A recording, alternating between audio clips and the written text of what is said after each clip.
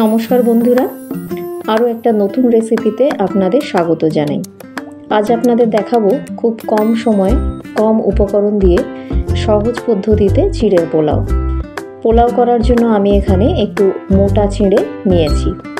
প্রথমে চিঁড়েটাকে খুব ভালো করে ঝেড়ে বেছে নেব। তারপর পরিষ্কার জলে ধুয়ে একটা ছাঁকনিতে ছেঁকে জলটা ছড়িয়ে রাখবো।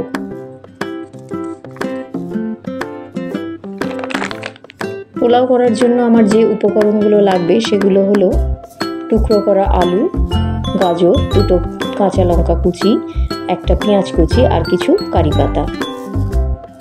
আর লাগবে এক মুঠো চিনে বাদাম, কিছু কিশমিশ ও 10-12টা কাজু বাদাম। শীতের সময় আমরা মনে করলে আরও কিছু সবজি অ্যাড করতে পারি। প্রথমে ফ্রাই প্যান গরম হলে সাদা তেল দিয়ে দেবো। তারপর তেলটা গরম হলে টুকরো করে কেটে রাখা আলু ও গাজর অল্প নুন দিয়ে ভেজে তুলে রাখবো।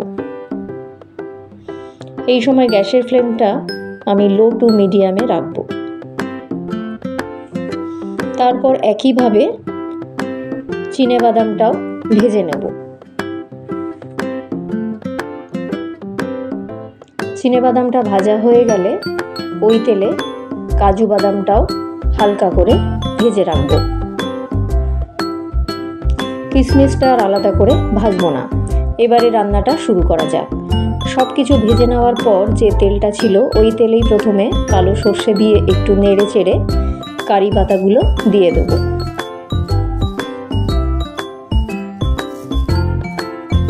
কারি পাতা থেকে একটু গন্ধ বের হলে কুচিয়ে রাখা পেঁয়াজ ও কাঁচা লঙ্কা দিয়ে হালকা করে ভেজে নেব। এবার ভেজে রাখা আলু, গাজর, বাদাম, কিশমিশ ও চিড়েটা দিয়ে সব একসাথে ভালো করে মিশিয়ে নেব।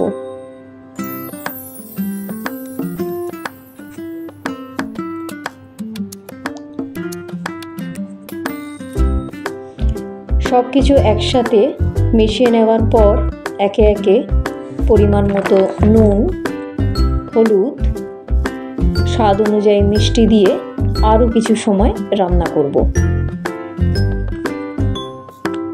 যে কোনো পোলাও একটু মিষ্টি মিষ্টি হলে ভালোই লাগে, তাই আমি আরও একটু চিনি দিয়ে দেব।